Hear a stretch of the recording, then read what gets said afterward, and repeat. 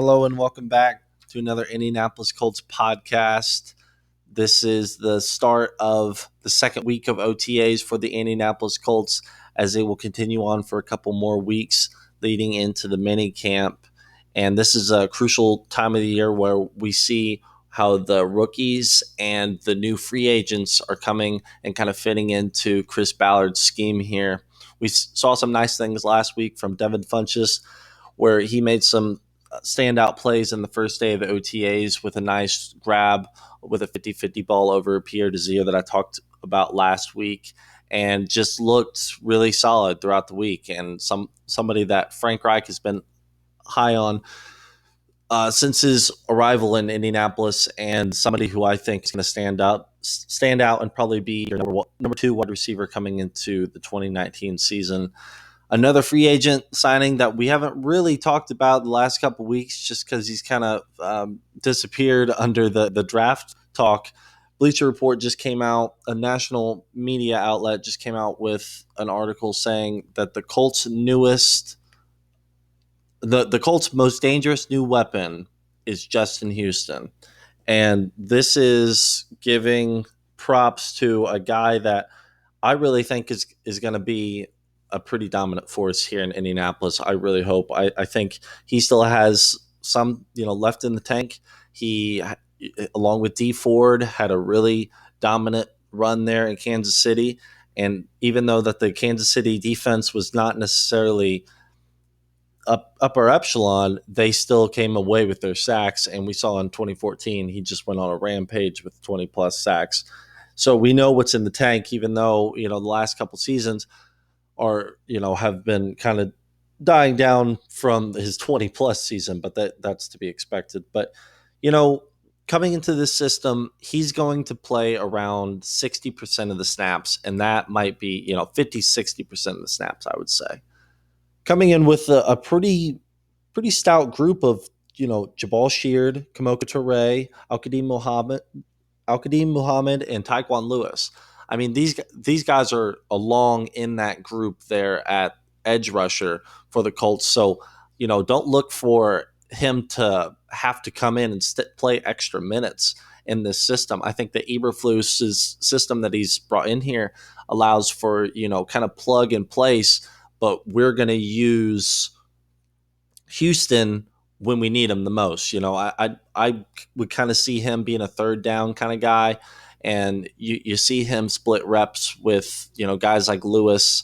And, even though Lewis kind of plays on the other side of the line there, but, all these guys are going to have to play a part in this. And, that other 40% or so that Houston is not on the field, somebody's going to have to step up. But I really think that for that 60% of the snaps that he's going to play, he's really going to be good. And we're going to see how he comes in here and he fits. But I really think that along with the new additions that you've brought in here in the draft, that this is a scary new option that's going to come along here for the next couple of years under his 2-year deal. And I'm really hoping that this gamble pays off with him. He's, this is not a slam dunk. This is a guy that's 30 years old. And when you look at edge rusher, that's just a position of dire need that coming out of college, guys are not used to the NFL schemes, the pass blocking schemes, the run blocking schemes. And it's really tough for edge guys to come out of college and be dominant in the NFL right away. So that's why you need guys that, have a little bit more experience under their belt.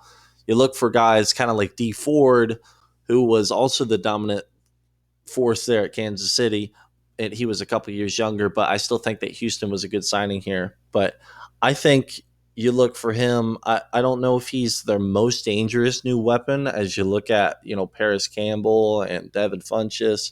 These guys are dangerous. But if Justin Houston can come in and get you 10 sacks, that'll be a great year for this guy coming in to Indianapolis for his first year and onto a defense that's really growing here and hoping to establish themselves as the Colts really look to make a Super Bowl run here. But the other thing I'm going to talk about today is the Colts rookies and how they're fitting into this new system of the Colts, and we've seen that so many starters from last season are back. And it's pretty incredible looking at it. And where are these rookies going to fit in with all these starters back, and with who? I mean, according to Frank Reich, this unit is pretty stout. He says that, he's like, give me these guys and let's run it back. He's like, with another year, he's high on them. And he said in a presser that I'm kind of paraphrasing him from, he said that, that he's happy with the group of guys that he's been able to keep, but he's really looking forward to having guys like Paris Campbell with his 4.31 speed coming in and, making contributions that you didn't have last year in that wide receiver room at times, and especially before Inman came along. And Inman was never that threat for you anyway. So Paris Campbell, I'm going to get into him in just a minute, but guys like that, who's going to come in here and be a starting factor here, and who's likely to start. I think that you can make an argument that none of them are going to start week one, and that's perfectly okay. And that's not something that I'm sure Ballard had at the top of his mind, that he wanted somebody that was going to come in and start right away, because he knows the guys that he has. But these are going to be the guys that I think are most likely to have a chance to start week one, week to week 3-ish. Okay. That's what I'm going to give you here. And the first one I'm going to have, what I just mentioned, was Paris Campbell. This guy, I've talked about him a lot on this podcast. I love him. You love his tape. You love his track resume. You love his speed. You love his yards after the catch. You love his catching ability. He had some issues with drops earlier in his Ohio State career, really cleaned that up, especially his senior season, and he was phenomenal. And so this guy, with his speed and his versatility, I think he can move all over the field. You can play him in slot. You can play him on the sideline. You can do a whole lot of things with him. And when you look at him paired with T.Y. Hilton and Devin Funchess, who I think are your other two top wide receivers on the team right now, they can kind of interchange. Ty has never been a player that needs to be, on one side of the field. For years, Marvin Harrison was the majority of the time always lined up on the right side of the field for the Colts, and that's the way that they played. And Reggie Wayne was on the left, and you saw those guys move around a lot of, some of the times. But now, in this new kind of wave of the NFL, where you kind of have to hide guys and get guys open, Ty and Devin Funchess have the ability to be maneuverable in offense. So they can play out of the slot, they can play on the sideline, they can, move around. And I think that Paris Campbell brings that versatility as well, and he's going to come in and be a nice force for you. So, looking at him being your number 3 wide receiver, that's, I mean, technically on the depth chart, that's not a starter, because especially looking at the Colts, their base offense kind of has 2 tight ends. So when you're looking at your starters, maybe you have, Ebron and Doyle as your starting tight ends, because they like to run those 2 tight end sets. And then you have 2 wide receivers, your Ty and Funchess. But whenever they're bringing 3 wide receivers on the field, look for Paris Campbell to be out there. And, who's to say that Paris Campbell won't get the job from Devin Funchess? We know that Ty is going to have the job, of course, because Ty is the best on the team. That's not up for debate. But, we'll see how Paris Campbell comes along here, and we'll see what comes about. And the other Colts wide receivers, they got to step up too and show what they've got. And I've already spoke that I'm high on Deion Kane to come back from his ACL injury. So, but I think Paris Campbell is the number 1 on my list that has a chance to start, and especially kind of slot receiver-ish. We'll get by there with that one. The second one was Ben Banogu.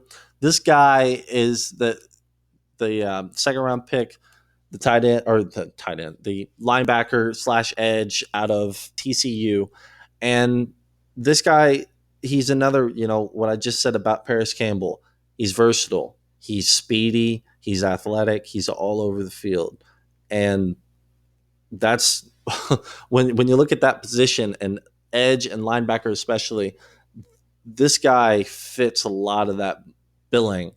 And you have your established you have your established Mike linebacker with Darius Leonard. He plays that role really well. And this guy played Sam a lot. Sam linebacker, the strong side linebacker in college, and he has the ability to play Will as well. And just what Sam linebacker means is he plays on the strong side of the field, typically where a tight end will be lined up. So just where they have more action and more chances of action to go on that side of the field. He's going to be lined up on that side. That could be on the left, that could be on the right, depending on the play. It's all depending on the offensive formation. So if he were to play the Sam, he would play on the strong side, and he has the ability there to drop in shallow coverage and cover 2 and cover 3 zones that they do. And I think that when you saw this when you saw last week in the first day of OTAs, he spent the entire time at the edge position. And this kind of takes away from that, because in the Sam position, you have the ability to rush, but you also are more of a versatile pass guy. And this guy, because of his athleticism and his speed, we saw that that's the way that Ballard drafted, that this guy is, has the capability. The Colts didn't play a whole lot of Sam linebacker in 2018. It's not, there's so many different linebacker positions, and, that you can go into different ones when you look at different schemes, but the basic ones are the Sam, the Will, and the Mike. And he has the possibility to play Sam and Will linebacker positions. And he has ability to stop the run, and with this new system, and the Colts are going to play three, looking to play 3 linebackers ish. You have your edge rushers and you have your defensive tackles. Your edge is what I think right now. You have your Justin Houston, and then you have your other side. Your Teray, Lewis ish, Al-Qadim Muhammad. And then you have your Danico Autry, Margus Hunt up front. Those guys will interchange. And then the possibility for 3 linebackers to be your Darius Leonard, your Anthony Walker, who's not going anywhere. I hope not. I think he's really good. Even when you look at Okereke coming in, that kind of puts a challenge on Anthony Walker, and I think it's going to bring out a lot in him. But I think that Darius Leonard, Anthony Walker, 2 main starters still, and then Sam position, you can see Banagu come in, and he could start. So we'll see how this all plays out, and hopefully Darius Leonard is a-okay. There's no inclination otherwise about this ankle surgery, about him missing time. I don't think so at all. But just look, this is a pretty good linebacker room, and it makes me feel a little bit better coming into the season that there's a little bit more depth, and Ballard took a little bit more, assets away at the linebacker position in this draft, and especially on defense. So Ben Banagu, the other guy that I say has a shot at starting. The third one is the 34th overall pick, Rock Ya-Sin, the cornerback. And this guy, he's just, when you see him on the field, he really looks like an NFL corner already. He had some moments where he was shaky, but he's a competitor. He's tough, and he's ready to work. And I think that he's got the right mindset when you listen to him talk, and can come in and learn a lot from the corners that the Colts already have. And it's a deep room right now with looking at 5 corners on the Colts corner room right now that are established. I'll go through the list right now. Kenny Moore, Pierre Desir, Kenny Moore, Pierre Desir, Quincy Wilson. Then your Rock Ya-Sin, Marvin Tell, who was just another draftee class of 2019, and Nate Harrison, another Ballard draft as well from a couple years ago. So these are guys that are going to have to fight for minutes, and you're seeing Tell, the draft the draftee from this year from USC, he's going to make the move to corner. He played a lot of safety at USC, so he's going to be more of a development, and hopefully he comes along over time. But you look at Rock, and he has the ability right now to challenge Quincy Wilson for reps and for that nickel spot, which I think is going to come along there. Quincy Wilson, though, is probably your biggest bodied corner on the team. When you're looking at, Kenny Moore is smaller, and so is Pierre Desir. Pierre Desir is around 6 foot ish, and then Quincy Wilson is around 6'1" ish.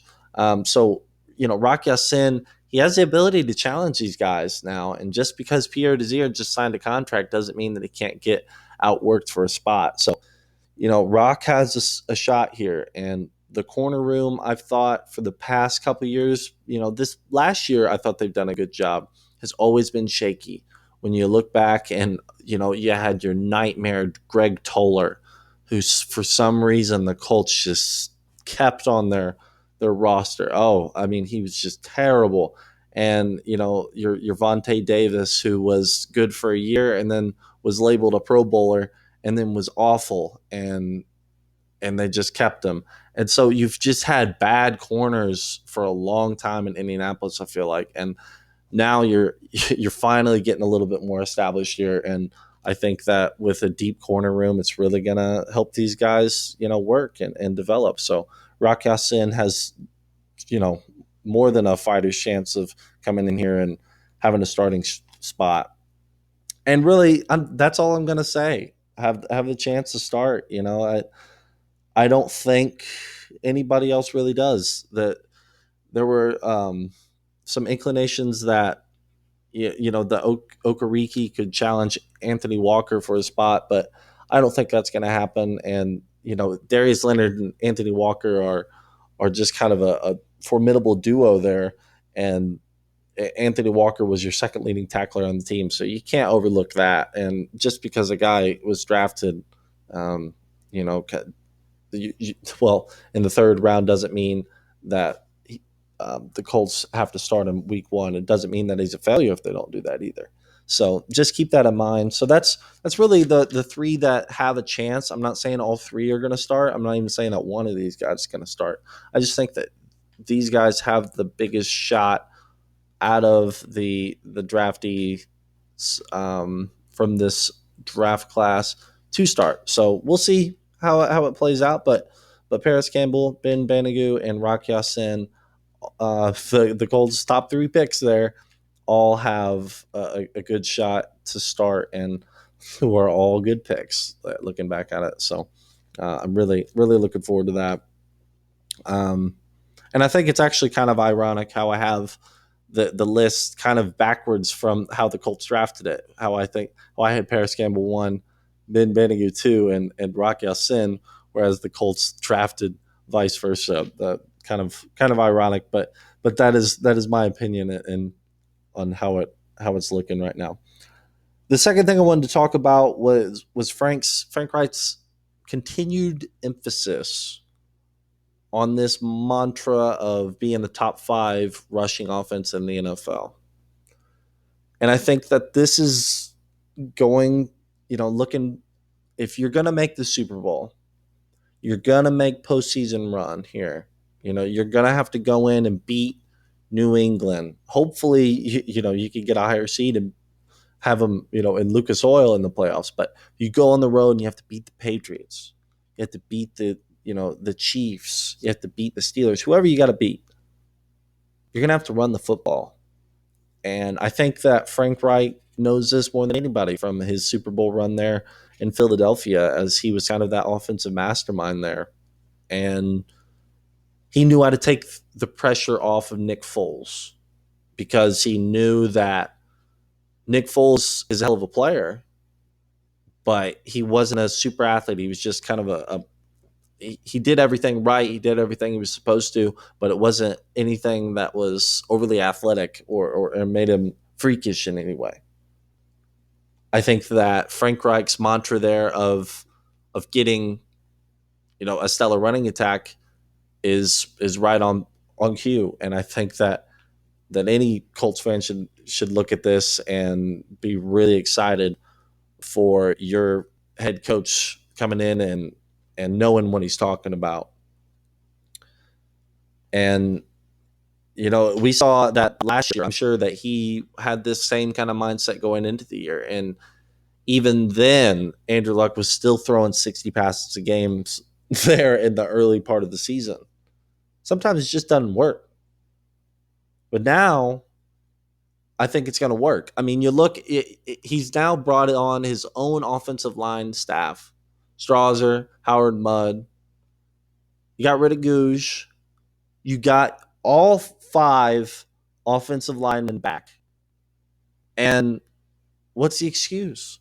Why not? And I think that's exactly what Frank Reich's saying. There's no reason in hell why the Colts should not be a top 5 rushing defense when you look at that offensive line. So I think it's a realistic possibility. I think that they'll put their money where their mouth is. And you look, and Quentin Nelson was interviewed about this and about Frank Reich's continued emphasis on this top 5 rushing offense. He says that it fires him up. He's ready to go. He's ready to fight for his coach. So you look at that, and Big Q is the heart there at the offensive line.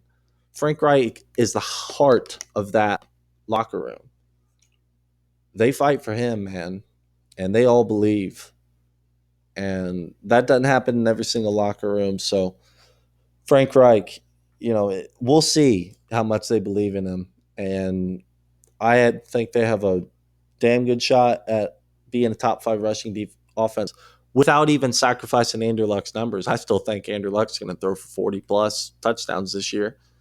And he'll probably lead the league, honestly. I think Pat Mahomes will take a step back. Luck will, he's a front runner for MVP in my eyes. So that's the way I look at it.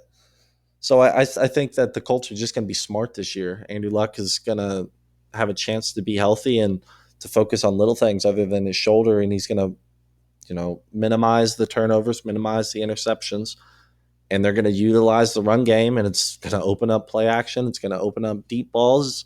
It's going to force linebackers to play up and the safeties to kind of bite more, and there's your 4-3-1 speed Paris Campbell going right down the middle. I can see it right now. So I'm hoping that happens, and so that's one thing I wanted to touch on for Frank Reich and his thoughts on the offense. And the last thing I wanted to talk about, there wasn't not a whole lot of news rolling around this time of year and during OTAs right now, but the Colts added a free agent defensive tackle, Chunky Clements. Chunky, this guy's bringing some chunk onto the defensive line. This is a guy, he has a pretty bleak resume. He spent some time on the training camp with the Rams in 2018, but he was eventually cut.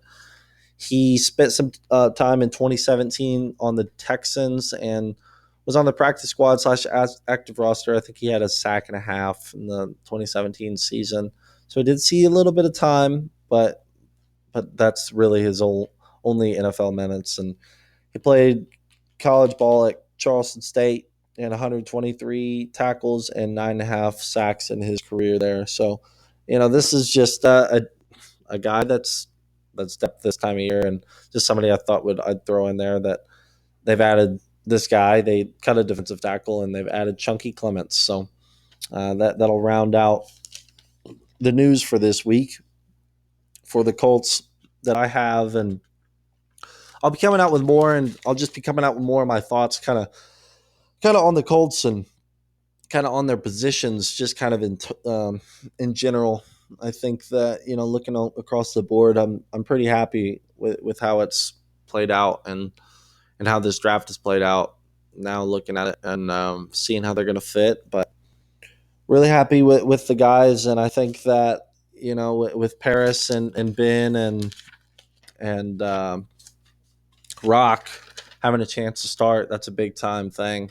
As you looked last year, and you had 2 guys, Darius Leonard and your Quentin Nelson, who were just, of course they're going to start. But this year, it's not that much of an obvious thing. So that's good. That's a good thing. That means that the football team's getting better. So that's what I'm happy about, and we'll see how it plays out this year. But don't want to drag this podcast out too long. It's didn't have a whole lot of news. I'm gonna keep digging and find out more, and keep you guys updated as I'll keep coming out with more of these as news comes out. But hope you liked it today. If you did, please hit the subscribe button. I'm gonna be coming out with more Colts content moving into the 2019 season to keep you guys up to date on what's going on with these OTAs, the mini camp, and leading into training camp later this summer, and seeing all the fun things that are going to unfold and how this draft class is going to play, how the narrative, how the script is going to be written for the 2019 Colts. We saw the 2018 season, it was just unbelievable. And now we're going to see another season under second year coach Frank Reich and a fresh and new Andrew Luck. Hopefully he comes back from this calf injury here pretty soon. But he's not back yet, but that's all I want to talk about today. Please like the video if you haven't, and leave a comment down below. I enjoy reading through those, and I hope you guys have a great rest of your week, and I'll be back with more Colts podcasts. Thanks for listening.